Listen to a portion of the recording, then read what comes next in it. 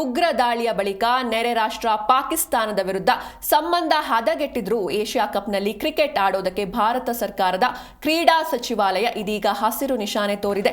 ಈ ಅನುಮತಿ ಕೇವಲ ಬಹುರಾಷ್ಟ್ರಗಳ ತಂಡಗಳು ಪಾಲ್ಗೊಳ್ಳುವ ಪಂದ್ಯಾವಳಿಗೆ ಹೊರತು ಪಾಕಿಸ್ತಾನದ ವಿರುದ್ಧ ದ್ವಿಪಕ್ಷೀಯ ಸರಣಿಗಲ್ಲ. ಯಾವುದೇ ಕಾರಣಕ್ಕೂ ದ್ವಿಪಕ್ಷೀಯ ಸರಣಿಗೆ ಮಾತ್ರ ಈ ಅನುಮತಿ ನೀಡೋದಿಲ್ಲ ಅಂತ ಕೂಡ ಸ್ಪಷ್ಟಪಡಿಸಿದೆ.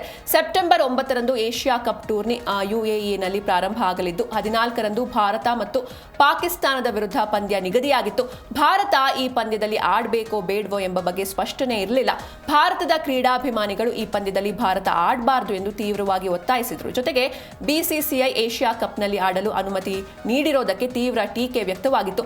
ಇದೀಗ ಪಂದ್ಯಾವಳಿಗಳಲ್ಲಿ ಭಾರತ ತಂಡ ಪಾಕಿಸ್ತಾನದ ವಿರುದ್ಧ ಆಡಬಹುದು ಎಂದು ಸರ್ಕಾರವೇ ಸ್ಪಷ್ಟಪಡಿಸಿರೋದ್ರಿಂದ ಉಂಟಾಗಿದ್ದ ಗೊಂದಲ ಪರಿಹಾರವಾದಂತಾಗಿದೆ.